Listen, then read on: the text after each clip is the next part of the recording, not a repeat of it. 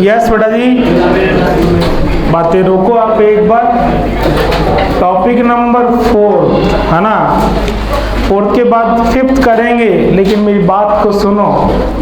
4th के अंदर मैंने कहा ना 5th बहुत सारा पहले से कंप्लीट होगा, तो थोड़ा सा 5th का इंट्रो मतलब 5th की थोड़ी सी स्क्रीनिंग जरूर पहले अपन लिखते हैं। तो 19 जहाँ पे हेडिंग किया है वहाँ यूं का यूं रहने दो और 5th नंबर करके लिखो टाइप ऑफ रिएक्शन। एक बार लिखो तो सही आप थोड़ी देर के लिए, टाइप्स ऑफ रिएक्शन।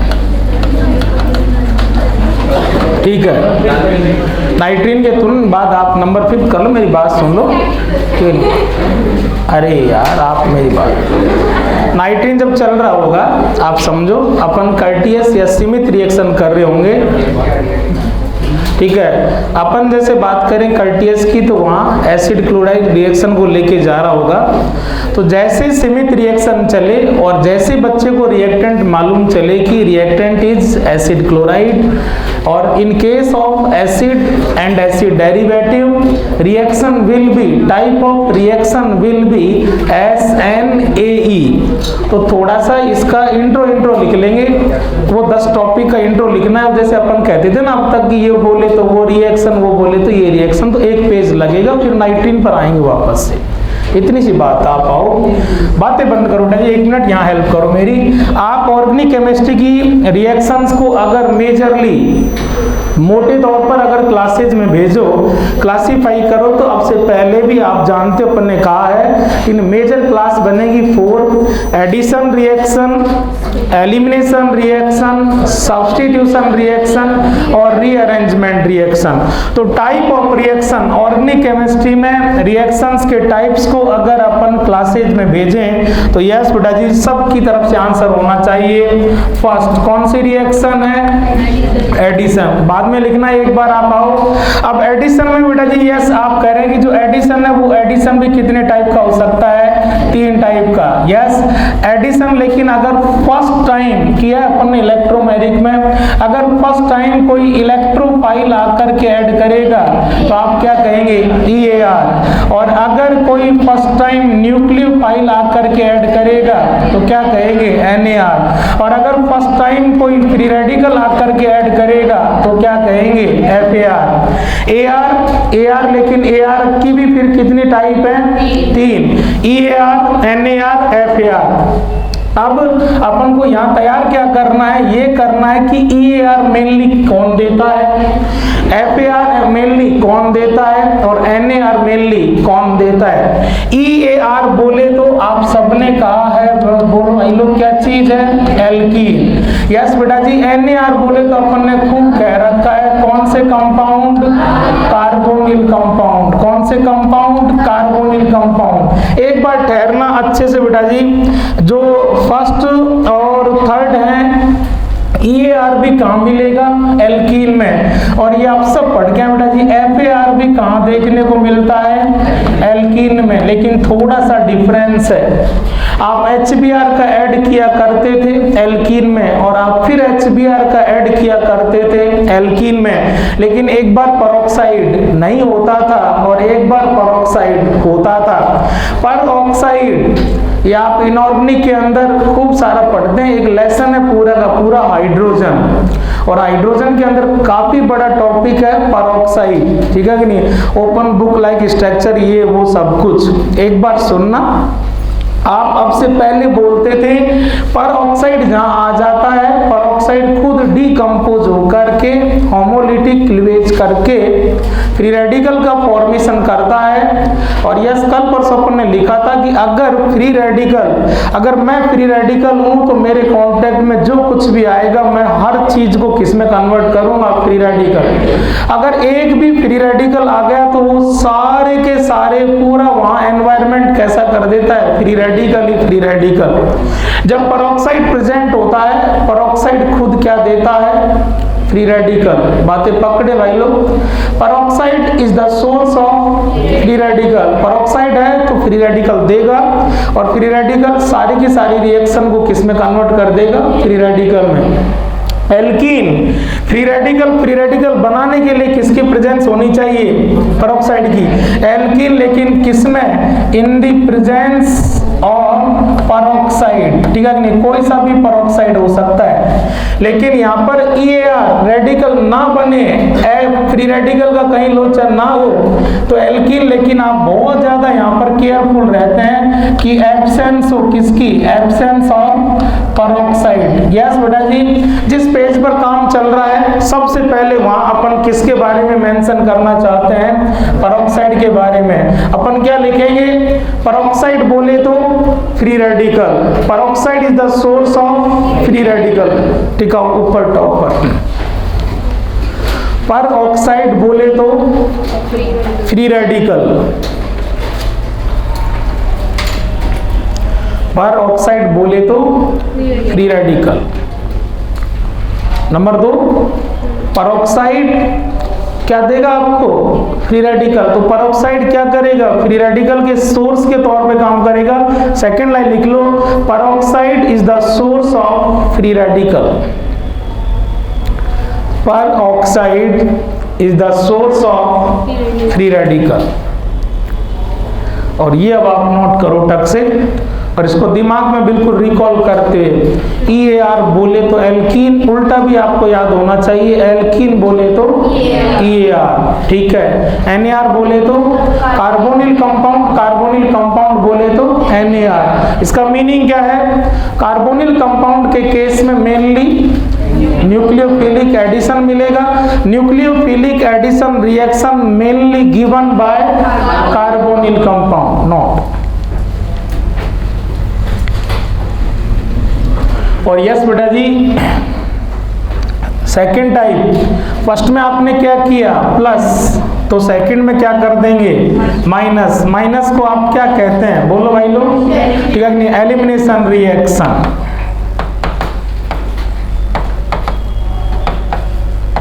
एलिमिनेट करना, किसी मॉलिक्यूल को वहां से डिसअपियर करना, लैप्स करना, गायब करना, माइनस करना, ठीक है। पहला लेटर क्या है? ई, इसलिए इसका शॉर्ट नेम बनेगा कौन सी रिएक्शन? ई रिएक्शन। एडिशन का कितना टाइप है? 3 टाइप एडिशन, लेकिन फर्स्ट टाइम इलेक्ट्रोफाइल आ सकता है, फर्स्ट टाइम न्यूक्लियोफाइल आ सकता है। ये अपन ने डिस्कस किया था कल परसों, इलेक्ट्रोमेरिक, और इलेक्ट्रोमेरिक के भी 2 टाइप थे। बोलो ना बेटा जी कौन से में? पॉजिटिव इलेक्ट्रोमेरिक में, और ये डिस्कस किया है नेगेटिव इलेक्ट्रोमेरिक में। ओके, यस बेटा जी। एलिमिनेशन, लेकिन एलिमिनेशन भी आपके पास कितने टाइप का है? 3 टाइप का है। एक तो यस भाई लोग E1, और एक है बेटा जी E2, और यस बेटा जी एक है E1CB। अब ये E1 कहाँ देखने को मिलेगा? E2 कहाँ देखने को मिलेगा? और E1CB। जैसे बच्चा पहले से माइंड अप है कि EAR उसको कब देखने को मिलेगा? जब कौन जाए रिएक्शन में? जब किसी रिएक्शन का रिएक्टेंट एल्कीन हो, तो बच्चे के दिमाग में 2 ही ऑप्शन आएंगे। एल्कीन रिएक्शन में जा रहा है, एल्कीन या तो EAR में जा रहा होगा या FAR में। तो फिर बच्चा भाग करके वहां कंडीशंस को चेक करेगा कि पेरोक्साइड एब्सेंट है या प्रेजेंट है, ठीक है जी।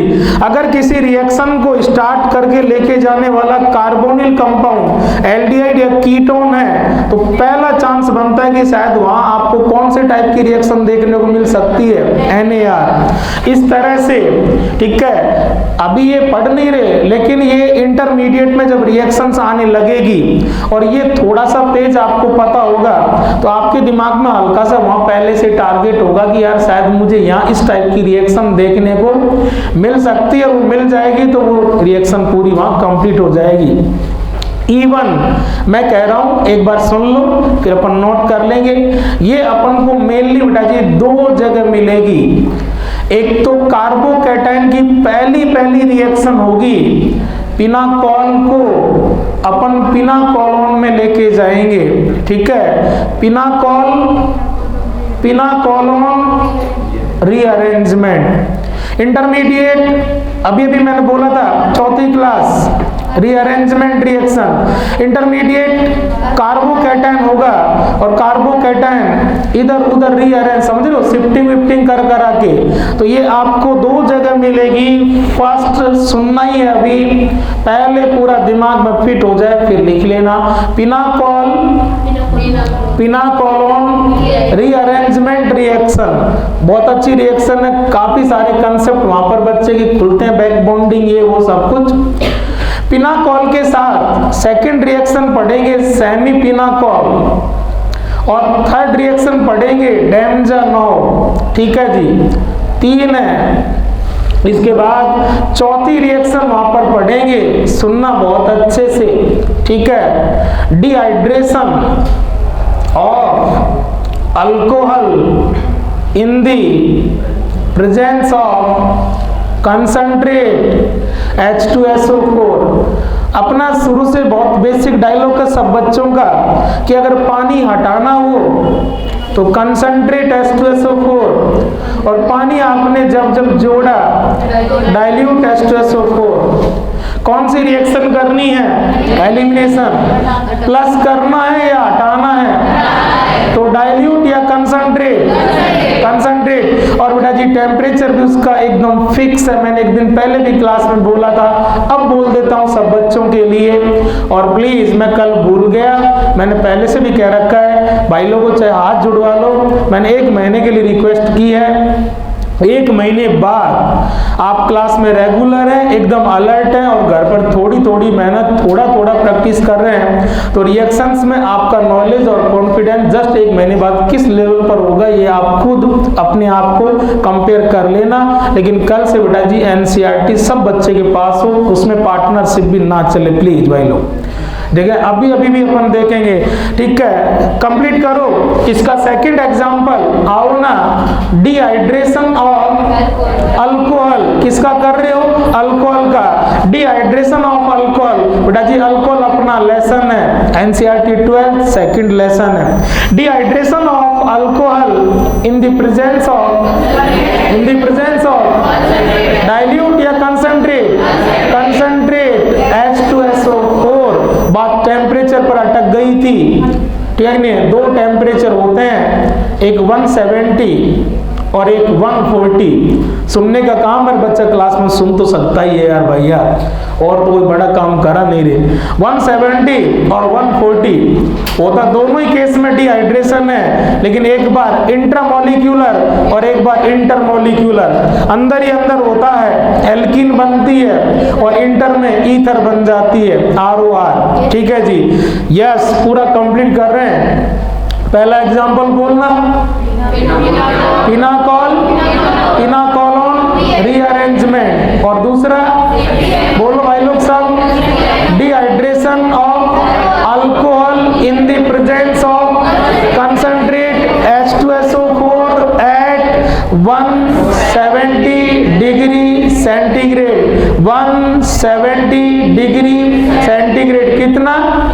170, कितना? 170, ठीक है जी। यस, देखना भाई लोग, सिंपल समझते हैं। कौन? अल्कोहल, OH और H, पूरा H2 हटा रहे हो, लेकिन आपने किसको लिया है? एसिड को, H2SO4 को। और H2SO4 क्या देगा? एसिड क्या देता है? H+। वो H+ आता है, OH के O के लोन पेयर के पास आता था, OH को लेके चला जाता था, गया H2O, लेकिन अल्कोहल में से तो क्या गया अभी? OH। कार्बोकैटायन बनता था, कार्बोकैटायन बन के वो अपने सारे नखरे, शिफ्टिंग, एक्सपेंशन सब कुछ कर लेता था, और लास्ट में फिर आप क्या हटाते थे? H+। पहले स्टेप में पकड़ने लायक बात है मेरे भाई लोग, एकदम पहले स्टेप में OH और दूसरे स्टेप में H।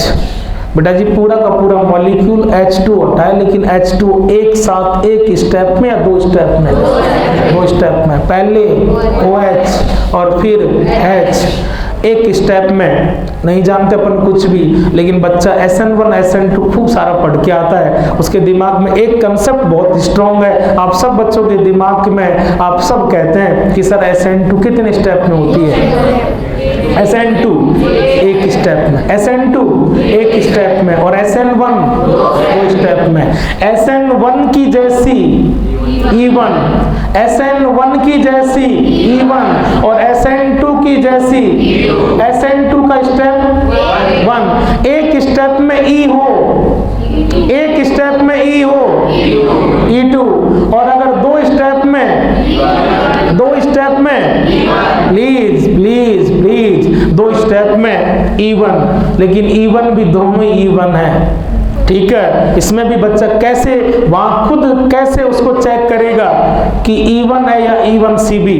बेटा वाया कॉन्जुगेट बेस CB, ठीक है कि नहीं? दो स्टेप में एलिमिनेशन हो रहा हो और उस रिएक्शन के ड्यूरिंग कहीं न कहीं कॉन्जुगेट बेस बन के हो रहा हो, बच्चा कहेगा दो स्टेप E2 नहीं E1 है। E1 में भी अब दो ऑप्शन है मेरे सामने, ठीक है कि नहीं? अब बच्चा डिसाइड करेगा इंटरमीडिएट से। अगर कॉन्जुगेट बेस बना है, बच्चा कहेगा बेधड़क इट इज E1 CB। और अगर आप कहते हैं SN1 में इंटरमीडिएट कार्बोकैटायन होता है, ठीक है कि नहीं? SN1 में कार्बोकैटायन अभी आपने खुद ने कहा है ना, मैंने कहा था ध्यान से, OH जाएगा, O लूट के जाएगी उस C पर पॉजिटिव। अगर कार्बोकैटायन बन के और दो स्टेप में रिएक्शन हो रही है E1, अगर कॉन्जुगेट बेस बन के और दो स्टेप में E1 CB और एक ही स्टेप में एलिमिनेशन हुआ है, पानी हटता, लेकिन OH H ऐसे नहीं, एक साथ हट जाता E2, ठीक है जी। तो यस, E1 आपको हमारे अपने पूरे सिलेबस में कहाँ देखने को मिलेगी? दो जगह। कहाँ? दोनों, और दोनों किस में आ जाएंगे? कार्बोकैटायन में। कार्बोकैटायन की फर्स्ट रिएक्शन और कार्बोकैटायन की फोर्थ रिएक्शन। E1 के अंदर लिखो बेटा जी, first pinacolone rearrangement,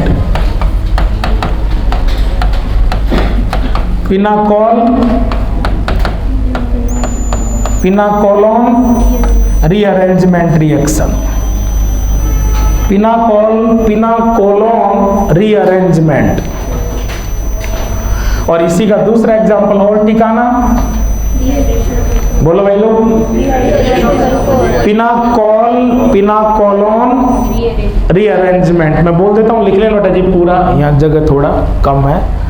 pinacolone rearrangement बहुत मस्त रिएक्शन है, दुनिया भर के वहाँ क्वेश्चंस करेंगे, खूब शिफ्टिंग सब कुछ।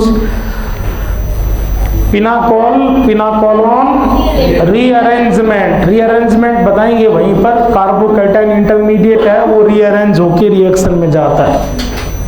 इसका सेकंड एग्जांपल अभी बोल रहे थे, एक बार बोल दो सब बच्चे साथ में लिख लेना, बोलो ना। Second example, hydration dehydration of alcohol presents concentrate temperature 170। लिखो जी, यस मैं बोल रहा हूँ, लिखो मेरे साथ सेकंड E1 का ही। Dehydration of alcohol in the presence of concentrate H2SO4 at 170 degree centigrade. Underline करना, डिहाइड्रेशन, डी मतलब प्लस माइनस होने लगा है, मतलब एडिशन या एलिमिनेशन? एलिमिनेशन। और एक बात और कह दूं, प्रेजेंस बोलना, प्रेजेंस कंसंट्रेट H2SO4, अंडरलाइन करना H2SO4। H2SO4 बेटा जी बेस और एसिड, कह दूं? E1 पहचानने का तरीका दे रहा हूं आपका।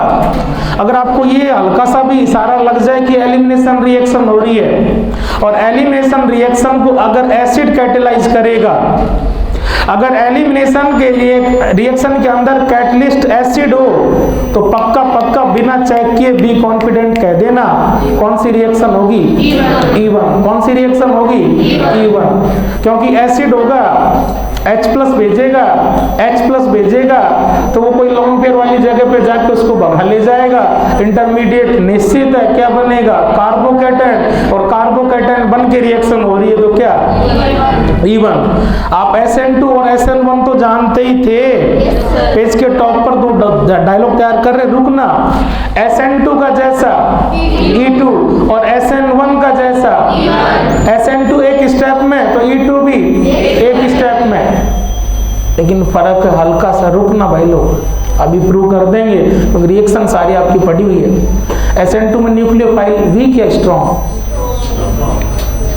SN2 में nucleophile strong, strong nucleophile, strong nucleophile कौन सी reaction, strong nucleophile SN2, strong nucleophile, और यहाँ पर E2 है तो न्यूक्लियोफाइल तो होगा नहीं, strong base E2, strong nucleophile SN2 में, वहां भी स्ट्रॉन्ग होता है, यहाँ भी स्ट्रॉन्ग होता है, वहाँ न्यूक्लियोफाइल होता है, यहाँ बेस होता है, वहाँ SN2 होती है, यहाँ E2 होती है। तो पेज के टॉप पर दो डायलॉग लिखने हैं, SN2 की जैसी E2 और SN1 की जैसी E1। ठीक है तो भाई,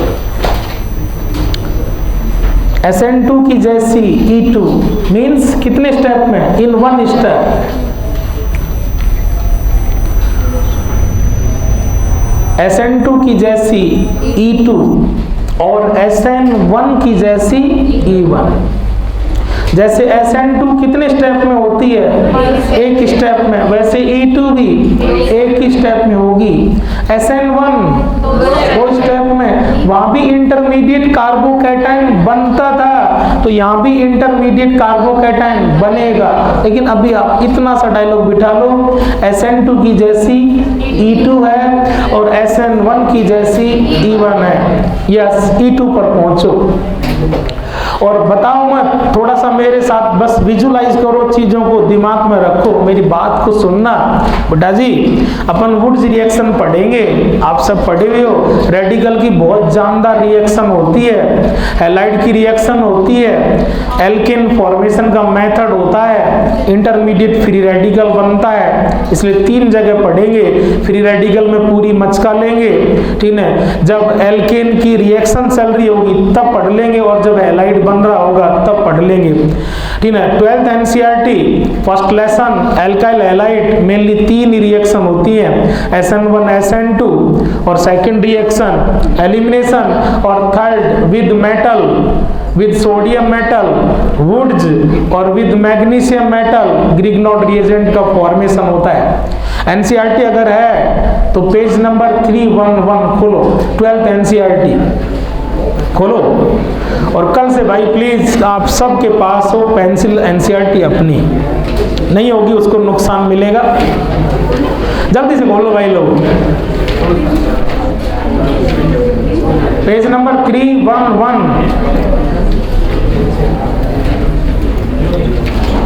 पुराने एडिशन होंगे उनमें पेज आगे पीछे हो सकता है, एकदम बिल्कुल लेटेस्ट इस बार का या लास्ट ईयर का चलेगा, मिलेगी बिल्कुल एकदम उसी पेज पर। रिएक्शन विद मेटल हेडिंग है, विद सोडियम मेटल कौन सी रिएक्शन, वुड्स रिएक्शन, और with magnesium metal Grignard reagent का फॉर्मेशन हो रहा है। रिएक्शन विद सोडियम मेटल, इससे जस्ट पहले ये थर्ड टाइप की रिएक्शन है, इससे जस्ट पहले देखो आप सेकेंड टाइप रिएक्शन, और खुद उसने मोटा मोटा हेडिंग कर रखा है इसी में, इसी टॉपिक में, इसी की सेकंड टाइप देख लो आप, कौन सी रिएक्शन, एलिमिनेशन रिएक्शन। और एलिमिनेशन रिएक्शन में उसने किससे रिएक्शन कराई है, अल्कोहलिक KOH। मैं कल परसों भी बोल रहा था अल्कोहलिक KOH आज के बाद, अब से पहले आता था नहीं आता था डजंट मैटर, मेरी बात सुन लो रे, आज के बाद कहीं भी अल्कोहलिक KOH लिखा है आप पेंसिल से अंडरलाइन करके उससे बात करेंगे।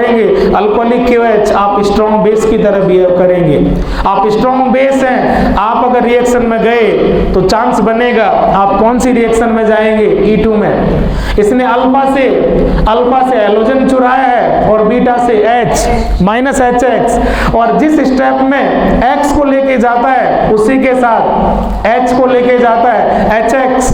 ऐसा नहीं है पहले X गया हो और कार्बोकैटायन बना हो ना, देख लो आप इंटरमीडिएट कार्बोकैटायन नहीं है, ठीक है, एक साथ होता है, पढ़ाएंगे via transition state via TS। SN2 में भी TS होती है, SN1 में इंटरमीडिएट कार्बोकैटायन और SN2 में TS, ठीक है, SN2 में TS, SN2 की जैसी E2, SN1 और E1 में इंटरमीडिएट कार्बोकैटायन, SN2 और E2 में वाया TS। एक स्टेप में जिस टाइम X जा रहा है उसी के साथ H जा रहा है। आंसर देना, पहले X जाता और फिर H जाता, दो स्टेप में क्या कहते हैं आप, E1, लेकिन या E1 या ये E2, it is example of E2। Yes, E2 के कई सारे एग्जाम्पल इकट्ठे कर रहे हैं। एक एग्जाम्पल तो आपके पास है, किसकी रिएक्शन है, रिएक्शन ऑफ, लेसन करने वाला कौन है, अल्कोहलिक क्यूएस तो प्रेजेंस है, कंडीशन है, रिलेशन रिएक्टेंट कौन है, RH alkyl halide, reaction of alkyl halide in the presence of alcoholic क्यूएच। ये रिएक्शन 12th पास से पढ़ी हुई है अपनी यार भैया, सब कुछ पढ़ा हुआ ही तैयार कर रहे हैं, और सुनते जाना, लिखना नहीं अभी आप कौन सी रिएक्शन देख के आए हो, नंबर थर्ड का पास देखो, वुड्स रिएक्शन, ठीक है।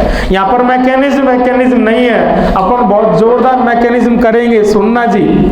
और किसी भाई को याद आए तो भाई आप सब रेडिकल में करके आएंगे, क्वेश्चन सारे रेडिकल से करेंगे, लेकिन आप सबका पढ़ा हुआ है कि वुड्स रिएक्शन दो टाइप की मैकेनिज्म को फॉलो करती है, एक तो रेडिकल मैकेनिज्म और एक आयोनिक मैकेनिज्म, ठीक है। और आयोनिक मैकेनिज्म में जब आपका हैलाइड, आयोनिक मैकेनिज्म में जब आपका हैलाइड टर्सरी होगा, तीन तरफ से क्राउडिंग होगी, तीन तरफ चौकीदार बैठे होंगे, स्टैटिक हिंड्रेंस बहुत ज्यादा होगा, SN2 नहीं हो पाएगी, उस समय फिर क्या होने लगती है, E2। तो यस, ये आपको देखने को मिलेगी वुड्स रिएक्शन में। पहली बात, वुड्स रिएक्शन की भी कौन सी मैकेनिज्म में, रेडिकल मैकेनिज्म में नहीं, आयोनिक मैकेनिज्म में। और आयोनिक मैकेनिज्म में भी इन केस ऑफ टर्सरी हैलाइड, तो E2 का एग्जांपल पहला तो टिकाऊ जो आपके नजर आ रहा है, क्या, किसकी रिएक्शन ऑफ RX, किसकी प्रेजेंस में, alcoholic KOH, E2 example first, reaction of RX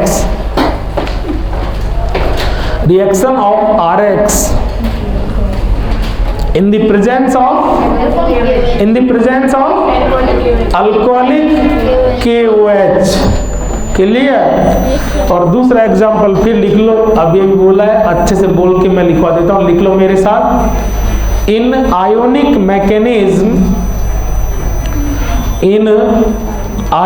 mechanism कौन सी, किस रिएक्शन की, of Woods reaction. In ionic mechanism, ये आज की क्लास है, ये इंफॉर्मेशन देने वाली क्लास है। जो भाई मैकेनिज्म पर पढ़ा हुआ है वो पुरानी चीज से कनेक्ट हो रहा है, जिसने किसी भी कारण से मैकेनिज्म पर इतना अच्छा काम नहीं किया तो वो लिखता चले, मानता चले। जब ये रिएक्शन जब आएगी तब मैं ये पेज आपको वापस पलट के बताऊंगा कि देखो बेटा जी ये लिख के आया है, ऐसा है, तो बस ये पेज से अपन इसको थोड़ा सपोर्ट लेंगे, आपके लिए फायदा रहेगा। तो लिखते चलो, कौन सी mechanism, in ionic mechanism of Woods reaction, लेकिन उसमें भी हर हाल में नहीं, in case of tertiary halide, लिख लो, in case of tertiary halide during ionic mechanism of Woods reaction हो, वापस संभालो, उसकी आयोनिक मैकेनिज्म हो और उसके अंदर जो हैलाइड है वो टर्सरी हो। कौन सा हैलाइड, अंडरलाइन करना, टर्सरी। इतना तो आप सब थोड़ा थोड़ा पढ़ के आए हैं, अगर याद आ जाए, कनेक्ट हो जाए पुरानी नॉलेज तो अच्छी बात है। आप सब पढ़ के आए बेटा जी। SN1 में पूरी की पूरी चाबी, पूरा रिमोट कंट्रोल कार्बोकैटायन के पास होता है। और SN2 में पूरी की पूरी सत्ता सरकार, गवर्नमेंट, पूरा रिमोट कंट्रोल स्टेरिक हिंड्रेंस के पास होता है। मैं SN2 में फास्ट हूं, स्लो हूं, मैं SN2 में जाऊंगा या नहीं जाऊंगा, SN2 होगी या नहीं होगी, SN2 की पूरी जो गवर्नमेंट है वो कौन है? Steric hindrance. टर्सरी के केस में तीन साइड से crowding, steric hindrance very high. और अब से पहले अपन कंसेप्ट बना चुके हैं, हिंड्रेंस कोई भी रिएक्शन हो, हर चीज के अंदर हिंड्रेंस तो क्या करेगी? प्रॉब्लम करेगी, उसको डाउन करेगी।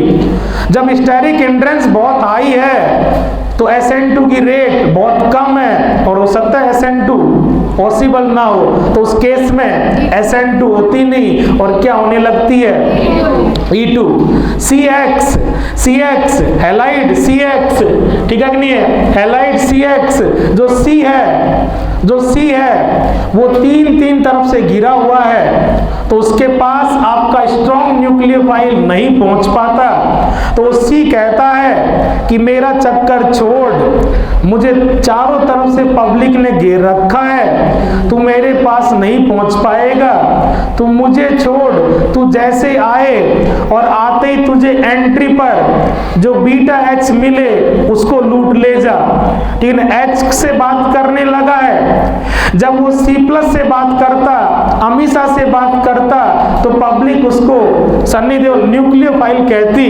लेकिन आज अमीषा चारों तरफ से घिरी हुई है, अमीषा से मुलाकात पॉसिबल नहीं होगी, तो अब बेबी एच से मिलेगा, और जो बेबी एच से मिलेगा उसको पब्लिक बेस कहेगी। स्ट्रॉन्ग पहले भी था, स्ट्रॉन्ग अब भी है, वेट पहले भी नहीं करता था, वेट अभी भी नहीं करेगा, पहले भी एक ही झटके में रिएक्शन, अभी भी एक ही झटके में रिएक्शन। पहले स्ट्रॉन्ग न्यूक्लियोफाइल अमीषा से मिलता था SN2, अब स्ट्रॉन्ग बेस बेबी एच से मिलने लगा है E2।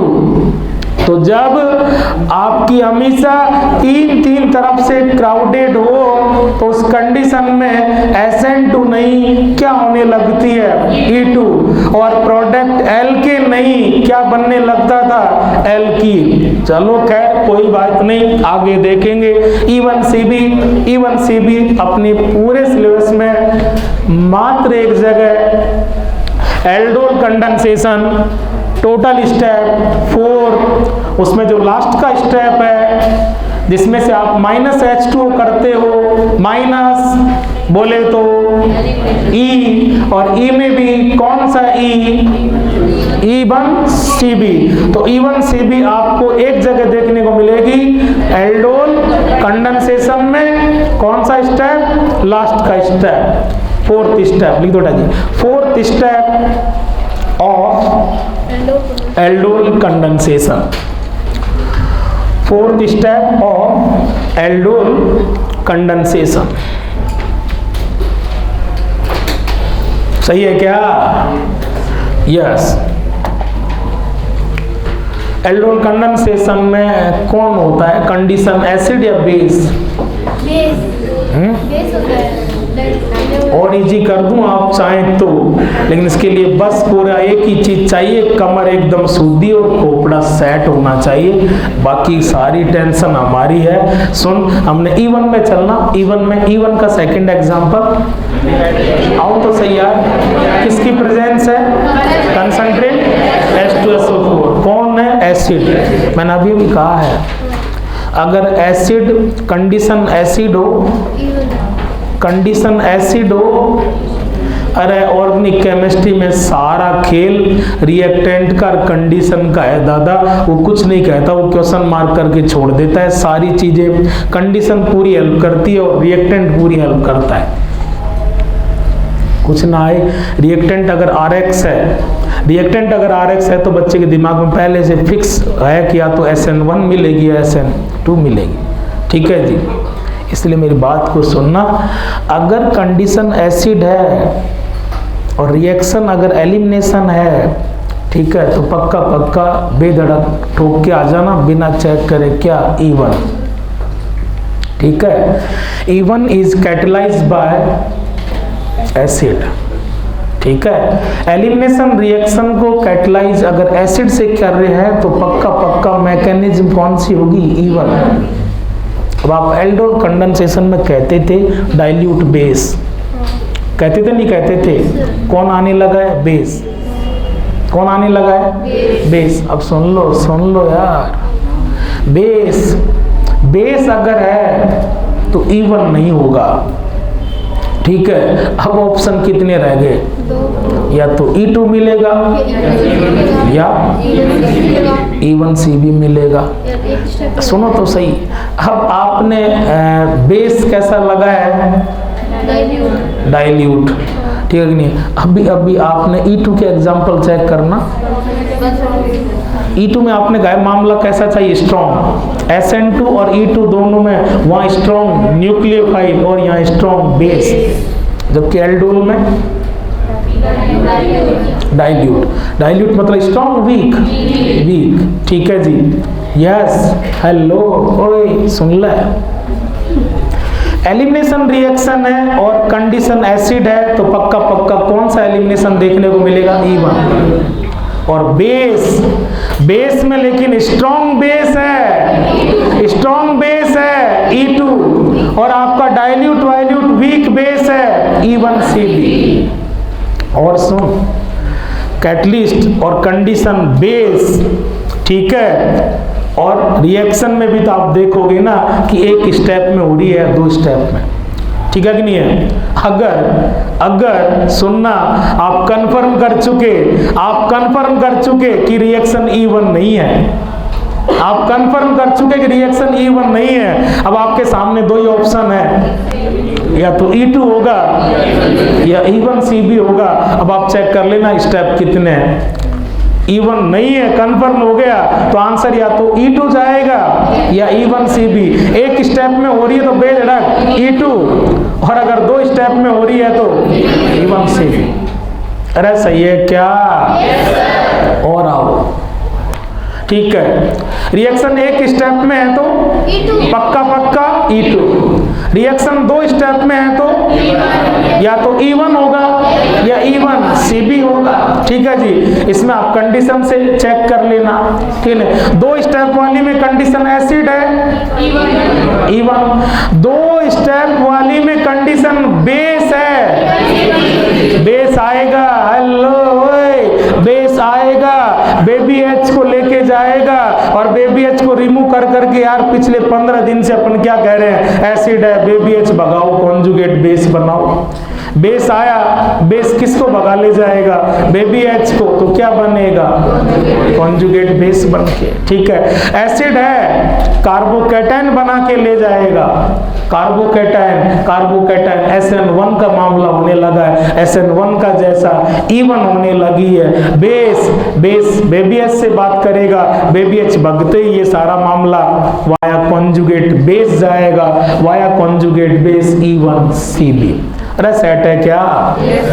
आया एडिशन रिएक्शन, गया आए और बदले में जाए भी। एक्सचेंज बोले तो सब्स्टिट्यूशन रिएक्शन। तीसरी क्लास बोलो बेटा जी, सब्स्टिट्यूशन रिएक्शन। लेकिन सब्स्टिट्यूशन रिएक्शन आप कहते हो ये भी कितने टाइप का होगा, 3 टाइप का होगा। बोलो भाई लोग, एक तो अपन ने टिका ही रखा है बहुत पहले से, free radical substitution reaction, electrophilic substitution reaction और न्यूक्लियोफिलिक सब्स्टिट्यूशन रिएक्शन। एसएन में भी दुनिया भर के टाइप हैं, अभी चेक करेंगे 1 by 1। लेकिन ये 2 लाइन तो अपन ने खूब सारी तैयार कर रखी थी। FSR बोले तो अब तो बोलने की बारी आपकी है, एल्केन। और बेटा जी इफेक्ट में खूब पीछे पड़े हैं अपन, पहले से भी पीछे पड़े हैं। ईएसआर के गाने गा रहे थे कल परसों तक, किस केस में? बेंजीन। बेंजीन एलिफैटिक या एरोमेटिक? लिख लो बेटा जी, एरोमेटिक। ठीक है, बेंजीन या बेंजीन का कोई बच्चा रिएक्टेंट है, रिएक्शन में जा रहा है, पहला चांस दिमाग में आएगा कि शायद क्या देखने को मिले? ESR। ठीक है, इलेक्ट्रोफिलिक सब्स्टिट्यूशन रिएक्शन। डायलॉग बना चुके अपन पहले ही। बेंजीन बनी है इलेक्ट्रोफाइल के लिए, इलेक्ट्रोफाइल बना है बेंजीन के लिए। बेंजीन पैदा होते ही इलेक्ट्रोफाइल को याद करती है, इलेक्ट्रोफाइल पैदा होते ही बेंजीन को याद करता है। ठीक है जी, ESR। SNR के अंदर दुनिया भर के टाइप है बेटा जी। यस, इसमें एक तो है, अभी भी बात कर रहे थे SN1 और एक बात कर रहे थे SN2। SN1 और SN2 आपको कहाँ देखने को मिलेगी? 12th NCERT के फर्स्ट लेसन और उसका 50%, ठीक है, हाफ पार्ट एल्काइल हैलाइड।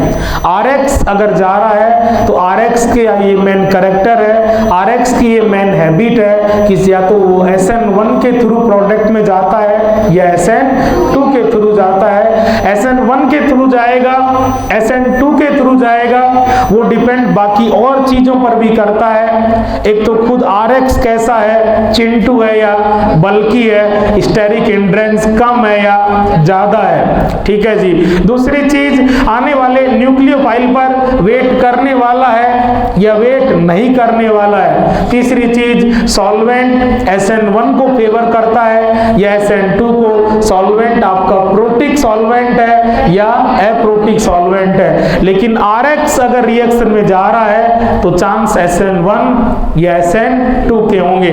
तीसरे नंबर की रिएक्शन बेटा जी यस, SNAE। एक बार आप देखते जाएं, ओवरऑल तो क्या हुआ है? SN हुआ है। क्या?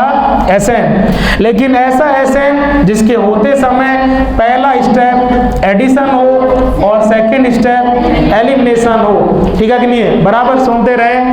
SN in which first step is addition and addition followed by elimination. पहले यहाँ N मतलब सारा लोचा खेल किसका है? न्यूक्लियोफाइल का। न्यूक्लियोफाइल पहले बाहर से आने वाला न्यूक्लियोफाइल हमारे अंदर ऐड कर जाए और इसके बाद फिर हमारा न्यूक्लियोफाइल एलिमिनेट हो। पहला इंटरमीडिएट नाइट्रीन, उसकी सेकंड रिएक्शन कर्टियस में ही देखने को मिलेगा। SNAE बराबर सुने, बाद में लिखना, ये कैरेक्टर है कार्बोक्सिलिक एसिड खुद और उसके चारों बच्चे, पांचों के पांचों को चस्का लगा है, आदत लगी है, उनको हैबिट बन गई, उनका कैरेक्टर बन गया। कौन सी रिएक्शन? SNAE। तो आज के बाद बेधड़क आपकी जबान पर डायलॉग होना चाहिए। SNAE बोले तो एसिड एंड इट्स डेरिवेटिव। लिख लो जी, SNAE किस केस में? Acid and it's derivatives. Acid और एसिड के चारों बच्चे, बाप और बाप के चारों बच्चे, पांचों को आदत लगी है क्या करने की? SNAE। AE का मतलब एडिशन होगा और उसके बाद एलिमिनेशन होगा। Addition followed by elimination. अरे सही है क्या? अगली रिएक्शन नेक्स्ट जो भी है इसके अंदर, इससे नेक्स्ट आगे होगा तो SN। लेकिन ऐसा SN जिसके होते समय ये एक्सचेंज कर दो, उल्टे पुल्टे कर दो। अब एलिमिनेशन पहले कर दो और एडिशन बाद में कर दो। SNAE और अब EA, step first elimination, step second, ठीक है, SNEA। ये रिएक्शन आपको कहां देखने को मिलेगी? जब इंटरमीडिएट आपका क्या होगा? बेंजाइन। तो लिख दो बेटा जी यस, वाया बेंजाइन, इतना लिख दो। ये reaction this reaction occurs via intermediate benzene. जब हम बेंजाइन पढ़ रहे होंगे उस समय आपको ये रिएक्शन देखने को मिलेगी। ये रिएक्शन जब कर रहे होंगे तो उसमें क्या देखने को मिलेगा? बेंजाइन। ठीक है, हैलाइड करते हैं, बताएंगे वहीं पर, पूरा छोड़ो इसको। एराइल हैलाइड करते हैं, और एराइल हैलाइड भी छोटे मोटे बेस से नहीं, जो बेस की दुनिया का सबसे बड़ा अंडरवर्ल्ड डॉन सोडामाइड NaNH2 सबसे फर्स्ट रैंक का बेस है, सबसे खतरनाक बेस। जब सारे बेस बेबी एच को भगाने में फेल हो जाएं, उस कंडीशन में फिर उस बेस की दुनिया का सबसे बड़ा डॉन आता है सोडामाइड। और जब सबसे बड़ा डॉन आएगा तो बेबी एच तो भागेगी। ठीक है भाई लोग, इसमें नेक्स्ट लिखो बेटा जी, SN और I। क्या? SNI। I4 इंटरनल लिख लेना, I4 इंटरनल या इंट्रा मॉलिक्यूलर, घर के अंदर ही अंदर का मामला है, लिख लो I4 इंटरनल। ये मैंने बताई थी एक बार, अब आपकी बारी है, लेकिन आपके चक्कर में तो शाम हो जाएगी। ठीक है, आप इतना सा लिख लो, I4 इंट्रामोलिक्यूलर इंटरनल। ठीक है, सुन रहे?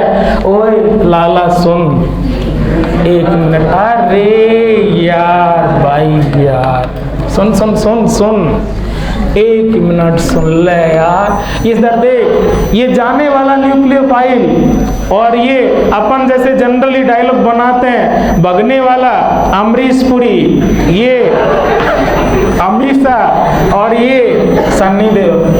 Generally Amisha, hello, generally Amisha और अमरीश पुरी कहाँ पर है? पाकिस्तान में। और सन्नी देओल कहाँ पर है? हिंदुस्तान में। जनरली जो अटैकिंग न्यूक्लियोफाइल है, चाहे रिएक्शन ये हो, चाहे ये हो, चाहे ये हो, और चाहे ये हो, अटैकिंग न्यूक्लियोफाइल जनरली बाहर से आता है। लेकिन यहाँ ऐसा सिस्टम बनता है कि अमरीश पुरी भी अपना, अमीषा भी अपनी, और सन्नी देओल भी अपना, सब कुछ घर के अंदर ही अंदर। इंट्रा मॉलिक्यूलर, ये दो जगह मिलती है, वो दो जगह सर्च करो, लिखो, बोलो ना भाई लोग। SN1 का एग्जाम्पल मैं लिख देता हूं, लिख लो मेरे साथ, reaction of alcohol with PCl5। एक तो फर्स्ट एग्जाम्पल ये है, इसमें भी थोड़ा सा मामला बाकी है, वो आपसे पूछेंगे। और सेकंड एग्जाम्पल लिख दो बेटा जी, reaction of alcohol with thionyl chloride SOCl2। लेकिन यस बेटा जी, PCl5 में लोचा किसका होता है? PCl5 में लोचा टेम्परेचर का होता है, और SOCl2 में आप सब जानते हैं, SOCl2 में लोचा बेस का होता है। ठीक है, PCl5 में रिएक्शन टेम्परेचर, ठीक है कि नहीं, हाई लो करने से मैकेनिज्म बदल जाता है।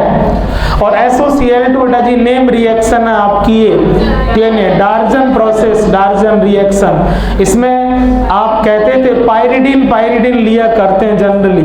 यहाँ बेस के होने और ना होने से मैकेनिज्म बदल जाती है, सुन लो ध्यान से। अगर टेम्परेचर हाई हो तो रिएक्शन होती थी SN2, लेकिन टेम्परेचर अगर लो कर दिया जाए तो SN2 से ट्रैक बदल के और SNI, reaction of alcohol with PCl5 at high या लो टेम्परेचर। ठीक है जी, यस। जब पायरिडीन लेते हो, पायरिडीन मतलब बेस होता है तो SN2, बेस हो तो SN2, बेस हो तो SN2, और ना हो तो SNI। तो इन द प्रेजेंस या absence, in the absence of of base, कौन सी रिएक्शन, SNI। PCl5 दो तरह से रिएक्शन करता है, SN2 भी करता है और SNI भी। ये डिपेंड करता है टेम्परेचर कैसा है, हाई पर हाई पर और लो पर SNI। SOCl2 SN2 से भी करता है और SNI से भी करता है, ये डिपेंड करता है बेस हो तो और ना हो तो SNI। ठीक है, एक टाइप और है, नेबरिंग ग्रुप पार्टिसिपेट करे SN NGP, लेकिन वो अपना बिल्कुल भी कहीं भी नहीं है तो उसको मारो गोली। अब मेरी बात सुनो, आज की क्लास को चेक करना, आओ तो सही। एडिशन के मोटे मोटे टाइप, एलिमिनेशन के, और ये आपके सब्स्टिट्यूशन के, ये SN के टाइप छोड़ दो, SR के टाइप मेन काउंट कर लो, 3, 6, 9 और 4th क्लास लिख दो बेटा जी, रीअरेंजमेंट रिएक्शन नंबर 4। ठीक है कि नहीं है, रीअरेंजमेंट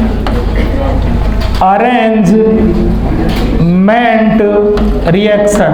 ये रीअरेंजमेंट रिएक्शन एक तरह से क्या कहते हो बेटा जी, शिफ्टिंग। क्या है, शिफ्टिंग, जो अपन कहां पर पढ़ेंगे चाचा के, कार्बोकैटायन में।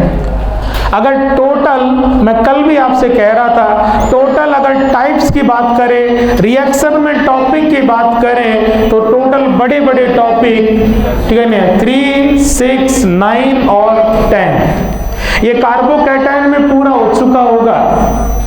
ठीक है जी, और ये सारी रिएक्शन भी किसी न किसी इंटरमीडिएट में आ रही होंगी, इसलिए मैंने आपसे रिक्वेस्ट की थी कि टाइप ऑफ रिएक्शन का करीब करीब 80% मामला भी किसमें कवर हो जाएगा, इंटरमीडिएट। इसलिए ऑर्गेनिक सेट करने का सबसे बड़ा, जो कहते हैं सबसे बड़ा जो मास्टर स्ट्रोक है, वो है आपके इंटरमीडिएट कैसे हैं। सीधी सी बात है, इंटरमीडिएट वीक तो गड़बड़ है, इंटरमीडिएट जचा दिए तो इंटरमीडिएट जच गया तो रिएक्शन जच गई, दोनों जच गए तो हर एक लेसन में है क्या, रिएक्शन, हर एक लेसन जच गया। ठीक है भाई लोग, तो ये टॉपिक 10, लेकिन 10 को जचाने का सबसे बढ़िया तरीका, ये 6 टॉपिक हैं, ये जचा लिए जाएं। इसलिए अब वापस से लौटो किस पर, नाइट्रीन पर। आओ भाई लोग, नाइट्रीन।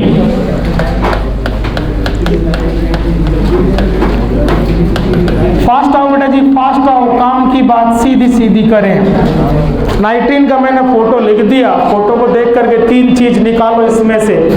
यस बेटा जी, बातें ही नहीं बातें नहीं।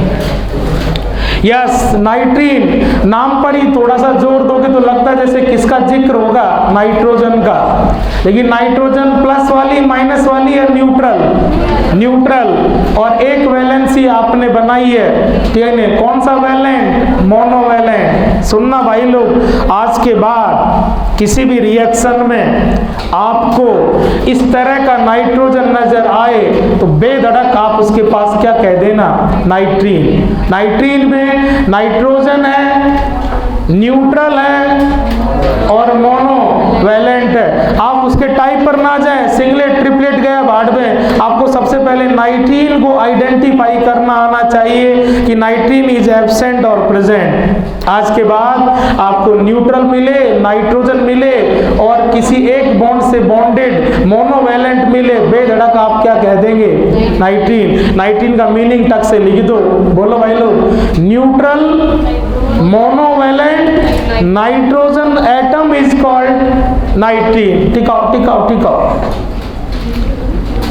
न्यूट्रल मोनोवैलेंट नाइट्रोजन, न्यूट्रल हो, मोनोवैलेंट हो, नाइट्रोजन हो, टक से क्या कह देंगे, नाइट्रीन। अरे सही है क्या, यस बेटा जी। नाइट्रीन, जो आपकी नाइट्रीन है, ठीक है, इसके जनरल पॉइंट्स हैं वो अपन देखते रहेंगे सारे आगे। इसके बाद में अगर नाइट्रीन 3 रिएक्शन में बनेगी, नाइट्रीन को आर पार सल्टाना है तो इसके लिए हमने एक जुगाड़ कर रखा है, एक ऐसी चाबी बना रखी है, उस चाबी को लगाओ, नाइट्रीन सेट, नाइट्रीन जिन रिएक्शंस में है वो सेट। तो आप हेडिंग लिखो, की ऑफ नाइट्रीन, की ऑफ नाइट्रीन, और की ऑफ नाइट्रीन के लिए हमने जुगाड़ किया है, चेक करना बेटा जी, वॉल्स री अरेंजमेंट, पढ़ा नहीं पढ़ा कोई मैटर नहीं करता, अब आप ढंग से सीख लो। क्या की है? Wolff rearrangement. जिसको वॉल्फ रीअरेंजमेंट आ गया उसको नाइट्रीन आ गई, तो नाइट्रीन जिन रिएक्शंस में है वो आ जाएंगी। तो नाइट्रीन की चाबी कौन सा rearrangement? Wolff rearrangement. Wolff rearrangement heading कर दो और सब कुछ भूल जाओ, पेन पेंसिल सब साइड में कर दो और आ जाओ बेटा जी यस। RCON नेगेटिव और आगे कोई ग्रुप, ठीक है जी, रिएक्शन चलने लगी है, बाद में लिखना भाई लोग, बंद कर दो सारा काम धाम। वॉल्फ रीअरेंजमेंट हर कहीं नहीं होगा, काम की चीज पहली सबसे पहली। आ जाओ सब बच्चे साथ हैं, सब बराबर हो सकते हैं टॉपिक में, अगर यहाँ पर आप सुन रहे हैं तो अलर्ट रह करके, ना कि यूं टाइफाइड की तरह कुछ नहीं होगा जी। यस प्लीज भाई लोग, मैं कह रहा हूँ वॉल्फ रीअरेंजमेंट सभी रिएक्टेंट में नहीं होता। वॉल्फ रीअरेंजमेंट हो इसके लिए उस रिएक्शन वाली स्पीसीज में, उस रिएक्टिंग मॉलिक्यूल में एक खास बात होनी चाहिए, जो बॉक्स की है उतना मामला होना चाहिए। RCON और N पर कौन सा चार्ज हो? Negative charge. आपको जरूरी ये है। इसके आगे मैंने जी पे लिखा है, मतलब कोई भी ग्रुप हो सकता है, चिंटू, बल्कि, साइक्लिक, एसाइक्लिक, सैचुरेटेड, अनसैचुरेटेड, कैसा भी, ठीक है कि नहीं। ये जाने वाला ग्रुप है, लीव करके जाएगा। जैसे ही इस तरह का मॉलिक्यूल रिएक्शन को स्टार्ट करता है, रिएक्शन में फर्दर प्रोसीड करता है, सबसे पहला काम ये ग्रुप चला जाता है। मैं यहाँ डायलॉग बना बच्चे के लिए, ग्रुप गया। और जो ग्रुप छोड़ के जाता है, छोड़ के जाने वाले को, लीव करके जाने वाले को अपन कहते हैं लिविंग ग्रुप। दूसरी बात और मिल रही है ध्यान से बेटा जी, जो ग्रुप लीव करके जाता है, छोड़ के जाता है, छोड़ के जाने वाला ग्रुप लास्ट में जाते जाते समय भी हमेशा लूट के जाता है, ठीक है, बॉन्ड लेकर के जाता है। ये जब ग्रुप यहाँ से जाएगा, जब ये ग्रुप जाएगा तो बॉन्ड लेके जाएगा, प्लस के साथ या माइनस के साथ? माइनस के साथ। और कुछ कह रहा हूं, चेक करना, माइनस वाला, इस माइनस वाले को आप इलेक्ट्रोफाइल कहोगे, न्यूक्लियोफाइल। जो ग्रुप लीव करके जाता है, लूट करके जाता है, यहां से हमें छोड़ करके जाता है, बॉन्ड छोड़कर बॉन्ड लेकर के प्लस की फॉर्म में, माइनस की फॉर्म में, एज इलेक्ट्रोफाइल नहीं, एज न्यूक्लियोफाइल जाता है। वॉल्फ रीअरेंजमेंट में आप तभी जा सकते हैं जब आपके पास ये बॉक्स प्रेजेंट हो, ठीक है जी। आज के बाद कोई रिएक्शन चल रही हो और रिएक्शन चलते चलते इस तरह का मामला आपको मिले, बेधड़क आप कहना अब आप आगे किस में जाएंगे? वॉल्फ रीअरेंजमेंट में जाएंगे। आप किसके लायक हैं? वॉल्फ के लायक हैं। और जैसे ही आप जाएंगे, आप में सबसे पहला काम, ये बॉक्स कांस्टेंट रहेगा और N नेगेटिव के आगे जो कोई ग्रुप है वो जाएगा। आंसर देना सब बच्चे भाई लोग, बिल्कुल आना चाहिए बेटा। ये ग्रुप गया, बॉन्ड लेके गया, माइनस को लेके चला गया, आगे अब मैं कुछ लिखूं तो आप बोलो क्या लिखना चाहिए? RCO एजिट है, NU का U है, नेगेटिव चार्ज गया तो N कैसा हो गया? न्यूट्रल। पूरा का पूरा कंसंट्रेशन अब आपका एक जगह इकट्ठा हो जाना चाहिए भाई लोग। इसको आप देखो अच्छे से, और इसको आप अच्छे से देखो, और मैं कुछ कलाकारी कर रहा हूं, आप मेरी कलाकारी को चेक करो, सही किया है गलत किया है बेटा जी। यस, इसमें भी आप केवल इसको फोकस करो।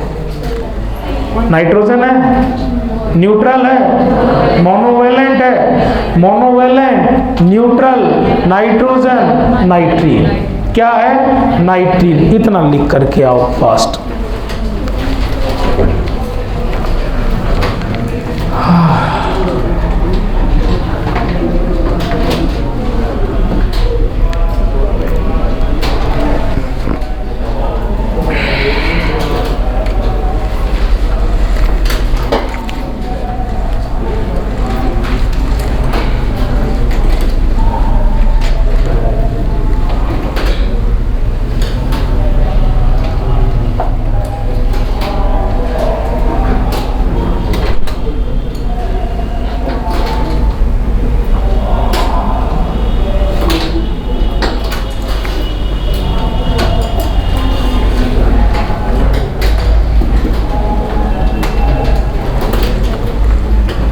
चले भाई लोग,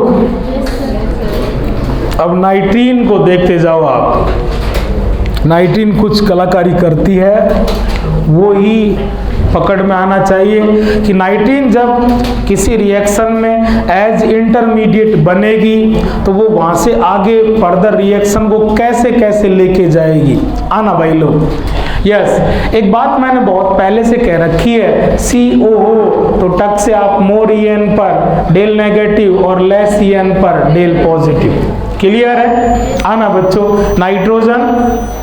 नाइट्रोजन के वैलेंस सेल में 5 इलेक्ट्रॉन, 5 में से एक बार पार्टनरशिप की है तो इसके पास कितने, एक बार अपन मान सकते हैं कि 2 इसके पास क्या है, लॉन पेयर। आप मैं फिर कह रहा हूं सिंगलेट ट्रिपलेट वो छोटी छोटी बातें मैं अलग से पढ़ाऊंगा, आप उसके चक्कर में बिल्कुल भी ना जाएं। एक बार रिएक्शन वाला मामला वो पकड़े रखें। नाइट्रोजन वैलेंस सेल में 5 इलेक्ट्रॉन, 5 में से एक पार्टनरशिप में काम ले लिया तो कितने काम नहीं ले रखे, 4 को 2 पेयर बना के लिख सकते हैं। यस बेटा जी। एन का इस दुनिया में मात्र एक दोस्त है अभी यहाँ, कार्बन, और वो दोस्त कैसा है, पॉजिटिव। पॉजिटिव मतलब किस बात, क्या इंडिकेशन है, ज्यादा का या कमी का, कमी का। जैसे ही इस पर कमी दिखी और कमी देख करके और इसको इस पर दया आ गई और इसने क्या कर दिया, अपना लोन पे डोनेट कर दिया।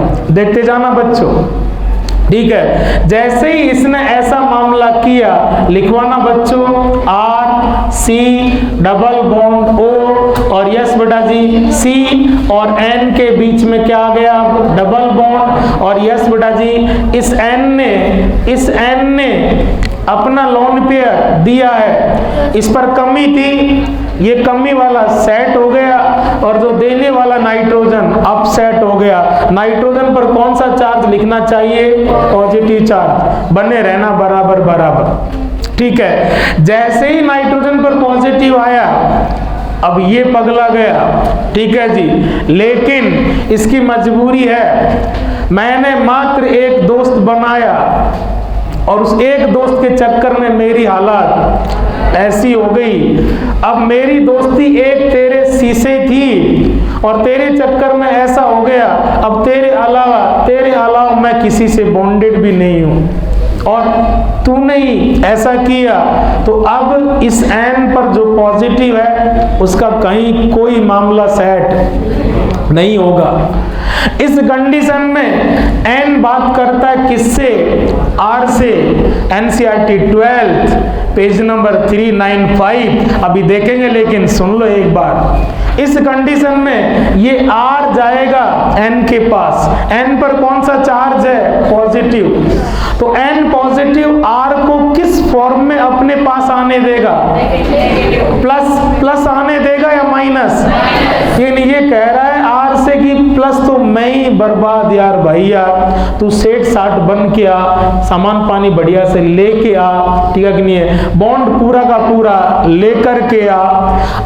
R माइनस ट्रांसफर होने लगा है, माइग्रेट होने लगा है फ्रॉम, यहीं पर आप एकदम पूरी ताकत यहां लग जाए, from carbon to carbon to carbon to carbon to, ठीक है कि नहीं। अभी हमारे पास R था, जिस दिन AR होगा, AR माइग्रेट होगा, एल्काइल और aryl group, migration of alkyl और aryl group takes place from carbon to nitrogen, carbon to nitrogen. बनवाना भाई लोग, क्या बनेगा, R डायरेक्ट बॉन्डिंग कर गया किसके साथ, N के साथ, N जुड़ा हुआ था C के साथ, C जुड़ा हुआ था O के साथ। ये तो आपका पुराना दोस्त inorganic chemistry, D block compound, coordinate compound, ligand विगेंड पढ़ते हो, CNO साइनेट, NCO आइसोसाइनेट। सुनना भाई लोग, ये आपको मैंने इतना सारा समझाने के लिए किया है एक साथ कर देता घोच पोच हो जाता, समझ में नहीं आता। नहीं, ऐसा होता नहीं है। सुनना जी, ये सारा काम, हेलो, ये सारा काम एक साथ होता है। जिस समय ये इधर से लोन पे डोनेट कर रहा था, उसी टाइम ये आर यहाँ से यहाँ शिफ्ट होता है। ये सारा मामला जो मैंने 2 स्टेप में किया है, ये 2 में नहीं, ये सारा सब कुछ एक साथ होता है। ठीक है जी। इसको देख करके डोनेट किया, कमी आई, इसको ट्रांसफर करा लिया। सुनना भाई लोग, यस, आर पहले कहां पर अरेंज था? सी पर, और अब कहां पर अरेंज हो गया? एन पर। अरेंजमेंट बदला है। जैसे कोई चीज यहां पर अरेंज थी, उसको अपन ने वापस से अरेंज किया। री मतलब वापस, यहाँ रीअरेंजमेंट हुआ है। किसका? आर का। आर कहां अरेंज था? सी पर, और सी से दोबारा कहां पर अरेंज हो गया? एन पर। इसको बोला गया है रीअरेंजमेंट। और हुआ किसमें है? नाइट्रीन में। नाइट्रीन में होने वाला rearrangement Wolff rearrangement. Wolff rearrangement किस में होता है? और वॉल्फ रीअरेंजमेंट जब होता है तो क्या होता है कि नहीं, जो कुछ भी बाढ़ में गया, जो कुछ भी सी पर होता है, वो सी से आर है तो आर चला जाएगा, और कोई ए आर है तो ए आर चला जाएगा। कहां से कहां? C2 C2 C2 C2 C2। Hello, इधर आ यार भाई लोग। नाइट्रीन, नाइट्रीन रिएक्टेंट, प्रोडक्ट या इंटरमीडिएट? आप कहते हैं इंटरमीडिएट कोई सा भी हो, इंटरमीडिएट का दुनिया में कोई ठिकाना नहीं होता। रिएक्शन कहां पे जाके रुकती है? प्रोडक्ट पर। अगर इंटरमीडिएट स्टेबल होता तो आज तक कोई रिएक्शन इंटरमीडिएट पे छोड़ के आए हो क्या? नाइट्रीन, नाइट्रीन intermediate, intermediate stable, unstable, unstable. नाइट्रीन जैसे ही रिएक्शन में बनता है, नाइट्रीन is type of intermediate which is unstable. ये अपनी स्टेबिलिटी को ढूंढेगा। नाइट्रीन बेचैन होता है, अनस्टेबल होता है, बनते ही रीअरेंजमेंट कर बैठता है, और रीअरेंजमेंट के बाद नाइट्रीन नाइट्रीन नाइट्रीन आइसोसाइनेट में कन्वर्ट हो जाता है। आपका डायलॉग बनना चाहिए, नाइट्रीन बनते ही रीअरेंजमेंट कर बैठता है, नाइट्रीन बनते ही रीअरेंजमेंट कर बैठता है, और नाइट्रीन रीअरेंज होकर के, नाइट्रीन रीअरेंज होकर के, और नाइट्रीन जब रीअरेंज होता है तो सारा मामला कार्बन पर जो भी मामला होता है वो कार्बन से चल करके C2 C2 C2 नाइट्रीन, नाइट्रीन बनते ही ऐसी जैसी यार, नाइट्रीन बनते ही, अरे यार भाई लोग, नाइट्रीन बनते ही क्या कर बैठता है? रीअरेंजमेंट। नाइट्रीन में होने वाला रीअरेंजमेंट, वॉल्फ रीअरेंजमेंट। नाइट्रीन जब जब रीअरेंज होगा तब तब क्या बनेगा? नाइट्रीन बनते ही क्या कर बैठेगा? और नाइट्रीन रीअरेंज होगा तो, और इस दौरान कौन कहां से कहां? C2 और सुन ले रहे हो, और सुन ले हो, ये वाला प्लीज भाई लोग, आरडीएस मिलने जा रहा है। ये वाला मामला टफ है, बहुत इजी नहीं होता, क्योंकि सबसे पहली बात तो बॉन्ड चटकाना है। और बॉन्ड भी बॉन्डिंग का कंसेप्ट है। बॉन्ड भी किसके बीच का चटका रहे हो? C to C। C और C दोनों सेम नेचर के पार्टनर, ठीक है कि नहीं है? आप कहते हैं सेम एटम के बीच का बॉन्ड होता है, सेम एटम के बीच का बॉन्ड होता है 100% प्योर कोवेलेंट बॉन्ड होता है। और प्योर कोवेलेंट बातों से ही नहीं टूटता, क्योंकि जिन दोनों पार्टनर की बिल्कुल एकदम कहते हैं नियति बिल्कुल साफ है, दोनों कोई किसी को लूटपाट करना नहीं चाहते, वो दोनों पार्टनर एक साथ लंबे टाइम तक साथ रहना चाहते हैं, ऐसा बॉन्ड मुश्किल से ब्रेक होता है। पहली बात तो इस बॉन्ड को तोड़ना ये बड़ी महाभारत है, और फिर आप इसको यहां से यहां लेके जा रहे हो, तो इस स्टेप को लेके जाना, इस आर को यहां से यहां माइग्रेट करना, ये इजी है, टफ है? और टफ है तो टक से होगा या ओले ओले? और जो ओले ओले होता है वो क्या होता है? आरडीएस। तो ये वाला स्टेप है जो फास्ट है या स्लोएस्ट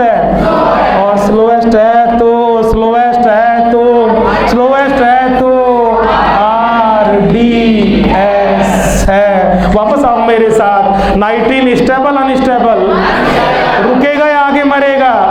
आगे मरेगा। क्या करेगा? रीअरेंज।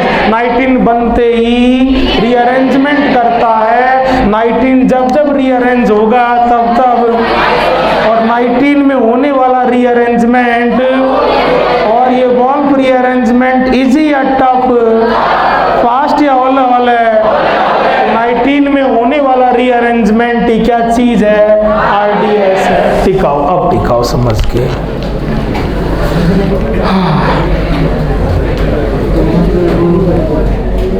नाइट्रीन बनते ही रीअरेंजमेंट कर बैठता है। नाइट्रीन में होने वाला रीअरेंजमेंट वॉल्फ रीअरेंजमेंट। नाइट्रीन जब जब रीअरेंज होगा तब तक आइसोसाइनेट। लिख दो इसका नाम बच्चों, आइसोसाइनेट। और सीएनओ, सीएनओ साइनेट। और NCO isocyanate. CNO cyanate, NCO isocyanate. Nitrene में होने वाला रीअरेंजमेंट फास्ट या स्लो? और जो स्लोएस्ट स्टेप होता है वो उस रिएक्शन का रेट वाला स्टेप होता है आरडीएस। लास्ट में एक स्टेप बाकी है, प्रोडक्ट में पहुंच जाओगे।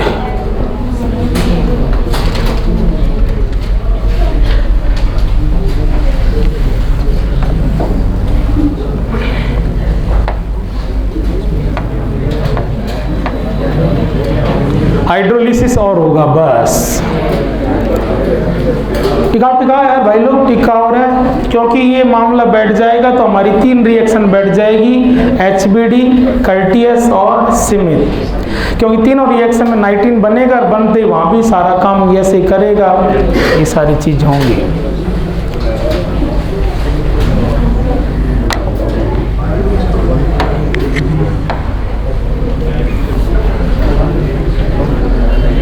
जचा लिया?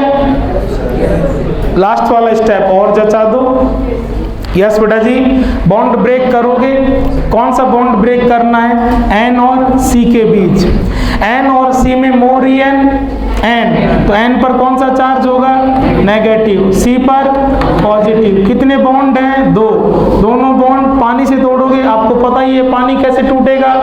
HOH। सही है, ठीक है। माइनस की तरफ पानी का प्लस और प्लस की तरफ पानी का माइनस, माइनस की तरफ पानी का प्लस, प्लस की तरफ पानी का माइनस। अरे सही है क्या? 2 bond cut, HOH, HOH। N और C अलग अलग, N को क्या मिल गए? 2 H। बोलना चाहिए, आप तो यूं देख रहे हो कि नहीं? क्या रे यार भाई लोग यार, अरे बोलो ना। R, अरे काफी इंपॉर्टेंट क्वेश्चन क्लियर हो रहा है, इसलिए मैं चाहता हूं सब एक बार इधर मर जाओ यार। R N with 2 H। बोलो R NH2 और प्लस, मर गए रे H2COO3। Yes, H2CO3। H2CO3 को मारो गोली। हेलो, कौन से डिग्री का अमाइन? 1 degree amine. अगर हेलो, अगर किसी रिएक्शन का इंटरमीडिएट नाइट्रीन है तो आपका कंसेप्ट बनना चाहिए उस रिएक्शन का फाइनल प्रोडक्ट 1 डिग्री अमाइन होगा। और आप सब जानते हैं तीनों के तीनों रिएक्शन, एचबीडी पढ़ के आए हो, कर्टियस पढ़ के आए हो, सिमित पढ़ के आए हो, तीनों रिएक्शन में एक बात कॉमन थी, तीनों रिएक्शन का प्रोडक्ट 1 डिग्री अमाइन होता है। क्योंकि तीनों रिएक्शन में सुनना बच्चों, तीनों रिएक्शन की स्टार्टिंग थोड़ी डिफर होगी, लेकिन थोड़ी देर बाद तीनों रिएक्शन कहां पर आ जाएंगी? ऐसी स्पीशीज। तीनों रिएक्शन में ऐसा मामला मिलेगा, ऐसा मामला मिलते तीनों रिएक्शन कहां पर जाने लगेगी, वॉल्व में, और तीनों रिएक्शन वॉल्व में जाने लगेगी। तो वॉल्व के बाद तीनों रिएक्शन का ट्रैक, रास्ता कॉमन होगा, तीनों रिएक्शन में इंटरमीडिएट नाइट्रीन बनेगा, तीनों रिएक्शन में नाइट्रीन रीअरेंज होगी, तीनों रिएक्शन में ये माइग्रेशन होगा, तीनों रिएक्शन में आइसोसाइनेट बनेगा, और तीनों रिएक्शन में लास्ट में आइसोसाइनेट का हाइड्रोलिसिस होगा। तीनों रिएक्शन कहां पे जाके स्टॉप करेंगी, 1 डिग्री अमाइन पर। इसलिए वॉल्व सेट तो नाइट्रीन सेट, और नाइट्रीन सेट तो नाइट्रीन जिन जिन रिएक्शन में बनता है वो रिएक्शन सेट। अब क्या रह गया, उनकी स्टार्टिंग कौन करता है, रिएक्टेंट और कंडीशन, ठीक है कि नहीं है। हॉफमैन ब्रोमामाइड में रिएक्टेंट कंडीशन कुछ होगा, कर्टियस में रिएक्टेंट कंडीशन कुछ होगा, और सीमित में रिएक्टेंट कंडीशन कुछ होगा। ठीक है भाई लोग, ये थोड़ा जचा लेना, कल मिलते हैं।